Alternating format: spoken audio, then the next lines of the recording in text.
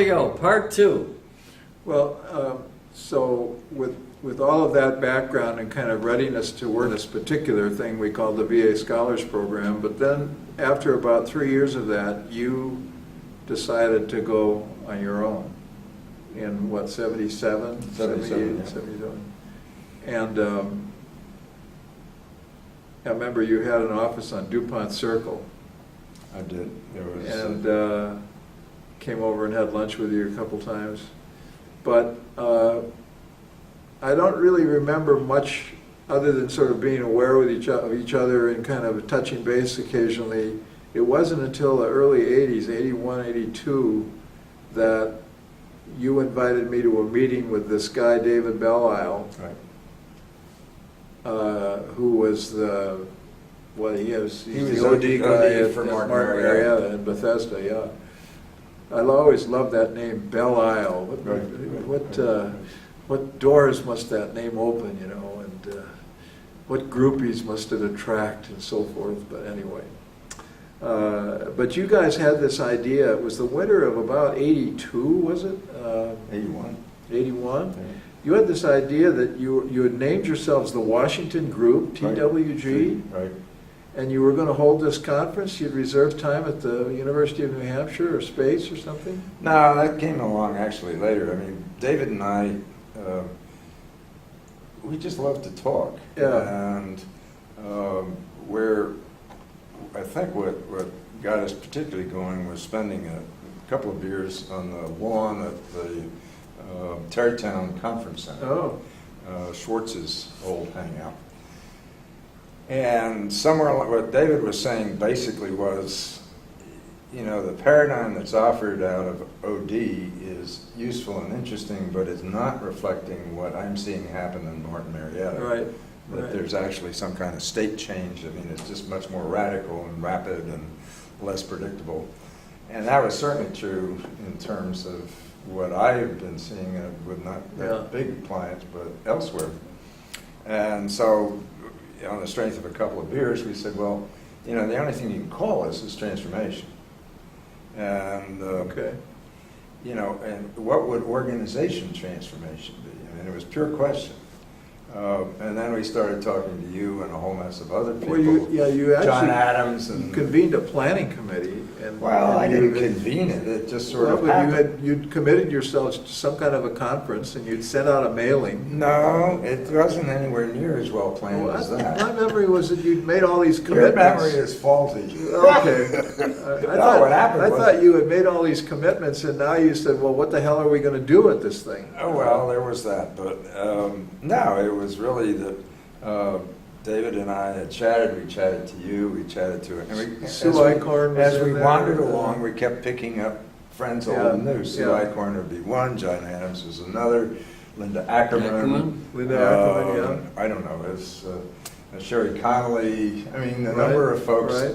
She was in your program at the time. Right. And it was never really a formal thing. We were just batting around this notion of organization transformation. Well, then somewhere along the line, Jack Chase, in his entrepreneurial style, I think was honchoing the ODN regional meeting. Tom Chase. Tom Chase, rather. Yeah. Jack Chase was the VA. Right. The regional meeting at Springfield, Massachusetts. ODN meeting, and there was a call for papers and what have you. I didn't even know what ODN was, to be very honest with you. And so Tom said, you know, submit something. So David and I put in a paper, which the title, I don't remember what we said at all. I remember the title, I remember the last name.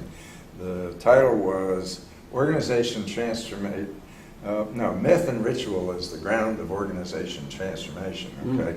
Oh. But the final line, and was something like, I don't really have a, and we split it up, and I ended up last. And final line was me, and I said something to the effect that I really didn't have a clue what organization transformation was, but I suspicioned that if it ever became a discipline or a practice, it would be what we would have to be doing in a transforming world. And then I cut. It ended up, we were the last presenters in that meeting, And you couldn't get into the room. I don't know why people came. I guess it was just a weird idea or something. And then the next thing that happened was, I didn't understand, I didn't know the OD community at all. I mean, I knew you, and through you, I knew others. But in any event, for the next year, there was this conversation about whatever it is. And then somewhere along the line, Tom Chase said, well, we ought to have a conference. That's what he thinks about.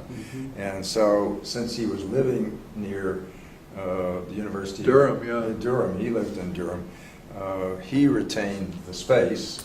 Right. And the next Okay. thing I knew, there were 250 folks showing up in Durham. And that was the summer of 83? 83. 83, right. yeah. And it was a wonderful group. Well, I mean, it and was see Dick what- Beckhart. It was, Right. I mean, Frank Burns. Frank Burns, Will Jim Shannon, McWhinney. Will McWhinney. A lot of really stellar people. Absolutely. Who was the guy, the juggler, that was teaching his people to juggle? Oh, Mike yeah. somebody. Yeah. Remember, they all had colored tennis balls at the None of conference. us, you couldn't call us New Age, No. because nobody No. had canned New Age yet. Yeah. But I think what did happen was suddenly the notion of organization transformation as a thought and potentially a practice sort of was there. And anybody in their right mind, Roger Harrison was there. I Yes. mean, it just, it was wonderful. But see, what I'm remembering, I was a year ahead of myself. You did convene what was kind of a planning committee for that conference in the winter and spring of '83. Yeah. And my memory was that group basically wrangled and didn't come up with much of a design for anything. That's true. And that we arrived at the University of New Hampshire with 250 people, opening up their bedrolls in the dorm next door, and we didn't have any idea what we were going to do at this conference. Well, we certainly didn't have any idea of how it was all going to turn out. But I don't think it's fair to say that we didn't have any ideas. I mean, we had, in fact, called for papers, and I mean, the wrangling was the cause for me creating open space. That's my point. That's where I'm going with this. Right. The best part, what is true, is yes, there were panels, yes, there were this, but the best part were the coffee breaks. Was the coffee breaks, and we did have a marketplace. We were posting, we were scheduling rooms. Oh, yeah. We kind of stumbled into that design. We did have, I don't know if you had the four principles articulated. You might have had a couple of them at that point. You did have the law of 2 feet, because I remember the diagrams on the wall of the 2 feet going. We were putting reports into Frank Burns, and he had a data You processing know what you're center doing? going. You're conflating two meetings. 1983 was, in many ways, all open space, in spite of itself. Right. 1985, that was out in Monterey, California. Bart Tannenbaum was there. I was not at that meeting, though, see. Well, then the next one, which I'm sure you were at, was at Schwartzville, Tarrytown Conference Center. And that would have been 86. The 83 one at New Hampshire is the one that's the most vivid in my memory, and that was so unstructured, and it was so much make it up as you go along. But it was so rich, and it was so challenging, and I was starting to say Frank Burns turned it all around, all the papers, he turned them around using exotic, for us, email technology. Right. None of us even knew what email was at that point. Well, It's too bad Frank Burns is passed away now. You ought to get Lisa Kimball on tape talking about those days, because Frank basically invented the internet in his mind. Absolutely. Had an email with him for years. Sure. To TMN or something. TMN, the Yes. Meta Network. Yes. That was the first non-military public access to the internet. And it still Really? exists. Yes. It's going strong. Yeah. We'll get Lisa. Yeah, Good no, that's a good suggestion. story. And I mean, Frank is, as far as I'm concerned, a total unsung hero. Right. I mean, part of it was he did go through the '60s, and he did have some of the hangovers of that. He was Let's one put of it the. He was both one of the founders of the Students for Democratic Society, and he was also a decorated war hero in Vietnam. Oh, exactly. Yeah, So but he he had- also He also ran a prisoner of war camp, no, a stockade in Vietnam using human potential principles. I mean, this guy was totally off the wall. When he retired, he was process consultant to the Joint Chiefs of Staff. Exactly. So he's quite a guy, yeah. And he had the marvelous name of Frank Burns, which is the same name as the klutz on MASH, you know. Yeah, and what made it even better was his associate, whose name was whatever, was very tall, very blonde, and very beautiful. Remember her? Dr. Oh, Linda Nelson. Linda Nelson. Frank Burns and Linda Nelson. I mean, she was the spitting image of Hot Lips. That's true. So anyway, you began, starting in the middle 80s, you began this incredible journey of exploring the meaning and potential and continuing to, I think you would say, make it up as you went along. That became the open space movement. And I've kind of watched it, our paths sort of diverged after the early 90s, but you know, I've watched it, and I've met thousands of people who've been through open space and use it constantly, probably misuse it a lot. But you sent me manuscripts of your book. I'm just delighted that this Wave Rider book makes so much use of my own thought. But you know, there's something about my approach to high-performing systems that I haven't heard you mention yet, and that is that I do have a leadership theory that goes with it. And I was saying to Roland before we started this tape that you embody my leadership. I was not thinking of you when I wrote the leadership theory, but you embody it to a T. The question I asked myself was, what are leaders of high-performing systems like? What are they like? And I was challenged about that because they were all over the map style-wise. They were, as I've said many times, I had everybody in my group from Attila the Hun to St. Francis of Assisi. They did not fulfill the warm, fuzzy, gentle, human relations-oriented. Some of them were like that, but some of them were hell on wheels.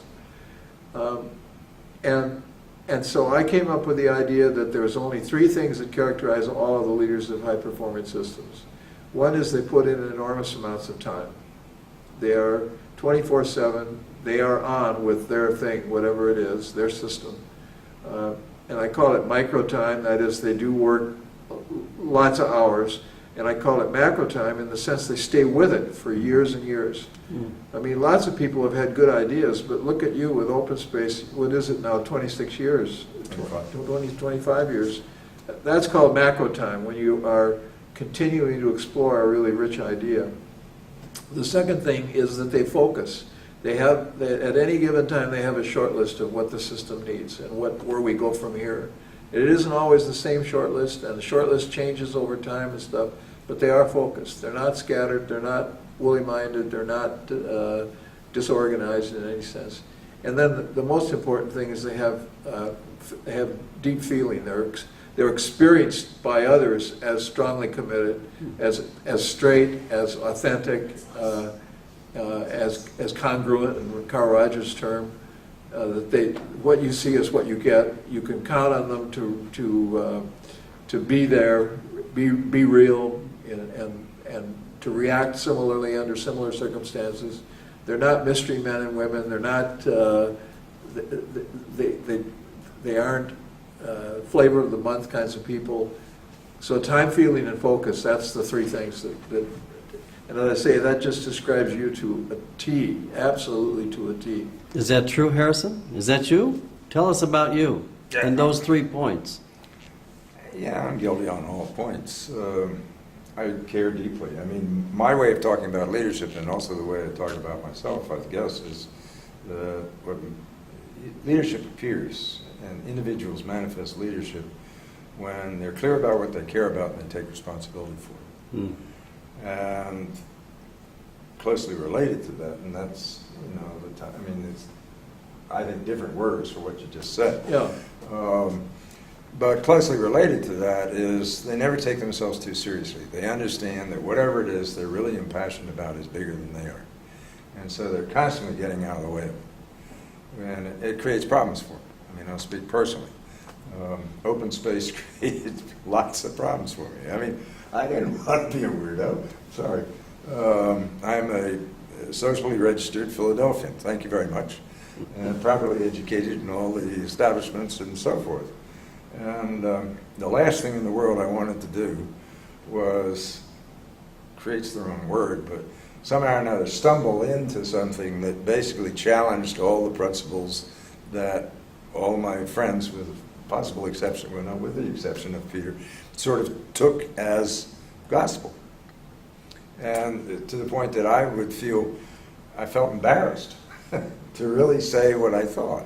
I mean, it's only since, I'm 73, and it's only since I achieved enough white hair and sufficient age that I no longer feel embarrassed about simply saying flat out, like I did last night, this is what it does. And if you follow what it does, you will see that an awful lot of what we have been understanding as management and organization theory and so forth and so on simply doesn't apply. And by and large, we may be getting ourselves in trouble trying to organize stuff. Now that is pure heresy, and I recognize it as such. I wouldn't have done anything different. I mean, I think that's part of what you were talking about. I mean, I never intended to do this. And once I'd gotten into it, I couldn't get out. No. Well, and part of it for me was your personality. I mean, you have a presence, you have a character that promulgates open space like no one, and people are attracted to it, and to you. See, but Peter spoke about my charisma. I can do that. I mean, immodestly, I can do it, and I recognize other people who can too. That's a problem. If you're but what charisma very often does, unless you work with it very carefully, it consumes space. It doesn't create space. And the art, and sometimes I think I can do it extraordinarily well, and sometimes I know I can't, is to take that charisma, light up the room, and get out of the way. Mm-hmm. Mm-hmm. Now, if you can do that, good things happen. I think that's what is one of your strengths. And I can do it pretty well, but it's very easy to get trapped by the people who want you to stay around. So, you know. Well, and particularly in later years when you when your name is known and you're going to be on a program and people want to come and sit at your feet and hear your words of wisdom, and you are still trying to get out of the door. To get out the door and get the energy going in the system rather than, and I really respect your ability to hold that posture after all these years. I could see that posture when you were just starting and knew you didn't know anything and didn't know what OD was and all that. You knew the energy, the self-organizing energy was there. You'd proved that to yourself, and you just wanted to get that unleashed. But now, 25 years later, it would be so easy for you to mythologize yourself and just sit back and stroke your beard and say wise, cryptic things. Now, you know why it wouldn't be easy? Because sooner or later I'd run into my friend Peter. And he would skewer me, for which I would thank you.